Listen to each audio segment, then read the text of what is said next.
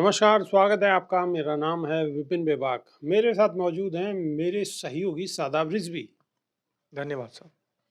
लोकसभा में चर्चा के दौरान नेता विपक्ष राहुल गांधी ने वोटर लिस्ट का मुद्दा उठाया है। राहुल गांधी ने कहा है कि पूरे देश में वोटर लिस्ट पर सवाल उठ रहे हैं, इस पर सदन में चर्चा होनी चाहिए। राहुल गांधी ने लोकसभा स्पीकर को संबोधित करते हुए कहा कि आपने सही बात बोली कि वोटर लिस्ट क्या सरकार बनाती है। इस पर स्पीकर ने नेता विपक्ष को तुरंत टोकते हुए कहा कि मैंने ऐसे नहीं कहा।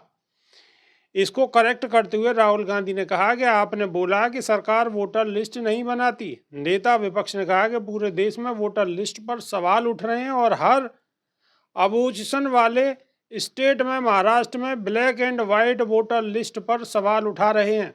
पूरा विपक्ष मिलकर कह रहा है कि वोटर लिस्ट पर सदन में डिस्कस होना चाहिए। लोकसभा के अलावा राहुल गांधी ने वोटर लिस्ट को लेकर एक्स पर एक पोस्ट भी लिखी है, जिसमें उन्होंने लिखा है कि पूरा विपक्ष संसद में वोटर लिस्ट पर विस्तृत चर्चा की मांग कर रहा है। महाराष्ट्र की वोटर लिस्ट में गड़बड़ियों को लेकर मेरी प्रेस कॉन्फ्रेंस को 1 महीने से अधिक हो गया है, मगर पारदर्शिता को लेकर चुनाव आयोग से हमने जो मांग की थी वो अब तक पूरी नहीं की गई है। सवाल आज भी वैसे ही बने हुए हैं। अब वोटर लिस्ट में डुप्लीकेट नामों के नए सबूत सामने आए हैं, जिससे और भी नए और गंभीर सवाल खड़े हो रहे हैं। लोकतंत्र और संविधान के मूल्यों की रक्षा के लिए ये चर्चा बहुत आवश्यक है। वोटर लिस्ट पर बोलते हुए पूर्व केंद्रीय मंत्री और राज्यसभा सांसद कपिल सिब्बल ने कहा कि चुनाव आयोग सरकार के कब्जे में है, जो लोकतंत्र की बात करते हैं। अगर लोकतंत्र ऐसे ही चलता रहा और चुनाव आयोग सरकार की पैरवी करता रहा तो निश्चित रूप से जो नतीजे आएंगे वो आपके सामने हैं। आम आदमी पार्टी के राज्यसभा सांसद संजय सिंह ने कहा है कि चुनाव आयोग और बीजेपी मिलकर सरकारी तंत्र का दुरुपयोग करते हैं, फर्जी वोट बना रहे हैं। महाराष्ट्र, हरियाणा और दिल्ली में ये किया गया और अब बंगाल में शुरू हो चुका है। अगर चुनाव की प्रक्रिया ही निष्पक्ष नहीं रहेगी तो फिर यहाँ कैसे आप चुनकर आएंगे, वरना एक ही पार्टी जीतती रहेगी और घोटाला करती रहेगी। इस पूरे चुनावी घोटाले में सरकार और चुनाव आयोग का पक्ष सामने आना चाहिए। संसद में बजट सत्र का दूसरा चरण आज यानी कि 10 मार्च से शुरू हो गया है। शादाब रिजवी, अब वोटर लिस्ट पे महासंग्राम छिड़ा हुआ है और कुछ दिनों में आपको ये सड़कों पर भी नजर आएगा।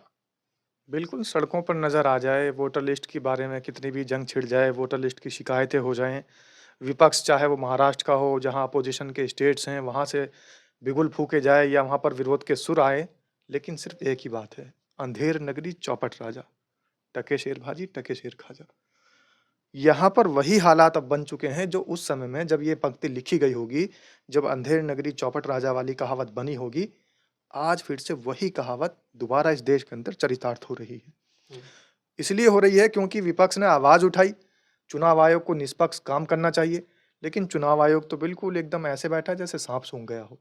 सरकार तो जवाब खुद ही नहीं दे सकती, क्योंकि सरकार तो खुद इन्वॉल्व है। और जितनी सरकारी एजेंसीज है, चाहे वो चुनाव आयोग हो, चाहे वो ईडी हो, चाहे वो सीबीआई हो, चाहे वो हमारे न्यायपालिका तक के जज क्यों ना हो, सबके सब ज्यादातर सरकार के अधीन काम कर रहे हैं। सरकार ने पूरा तंत्र कैप्चर कर रखा है और यही वजह है कि वोटर और जो पब्लिक है, पब्लिक में लहर नजर आती है, लेकिन जब वोट परसेंटेज की बात आती है तो भारतीय जनता पार्टी के पक्ष में वोट आते हैं। जब आप देखेंगे भारत जोड़ो यात्रा में राहुल गांधी निकले थे तो एक जन सैलाब था, वो जन सैलाब पैदल चलने को मजबूर था। उनकी इतनी ज्यादा लगाव, इतनी ज्यादा स्नेह, इतनी ज्यादा मोहब्बत राहुल गांधी के साथ में सड़कों पर नजर आ रही थी, लेकिन ईवीएम मशीन के अंदर नजर नहीं आई।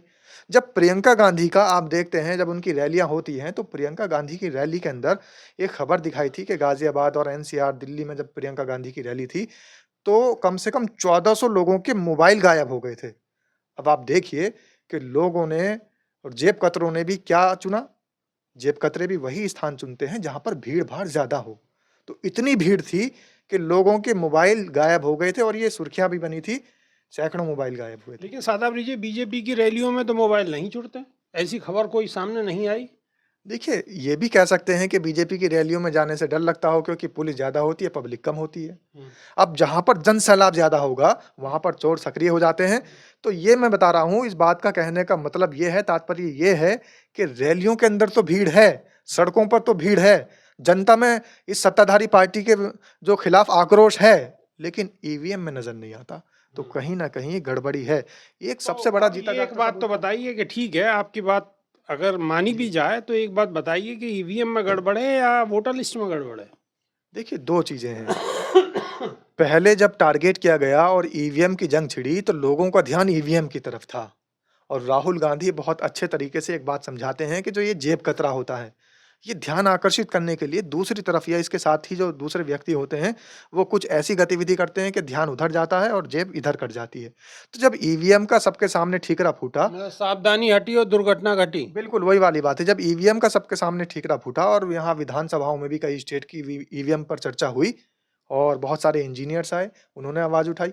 ये भी आवाज़ उठी कि ईवीएम जहाँ से शुरू हुई वहीं पर बैन है। तो ईवीएम की जगह इन्होंने दूसरा रास्ता इजाद किया।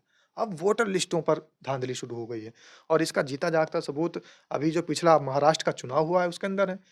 शाम तक वोट परसेंटेज कितनी थी और शाम होते ही होते लास्ट के 2 घंटे के अंदर 60% वोट परसेंटेज बढ़ जाती है। लाखों वोट बढ़ जाते हैं। तो लास्ट वाले 2 घंटे में लाखों वोट कहाँ से आ जाते हैं? तो ये सारे वही काम हैं।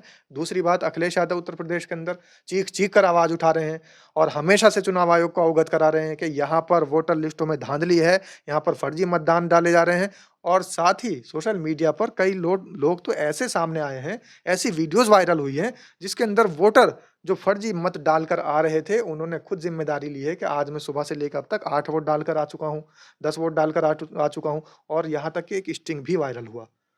लखनऊ भारतीय जनता पार्टी के कार्यालय से एक पदाधिकारी बनकर कॉल किया गया, जो पीठासीन अधिकारी थे वहाँ पर, उनको पीठासीन अधिकारियों को और जो वहाँ पर मतदाता कर्मी थे, उन पर कॉल की गई, बाकायदा रिकॉर्ड की गई और बताया गया कि कितना काम हो चुका है। तो उन्होंने कहा था मिशन कामयाब है, 94% पूरा हो चुका है, जल्दी बाकी का भी पूरा होगा।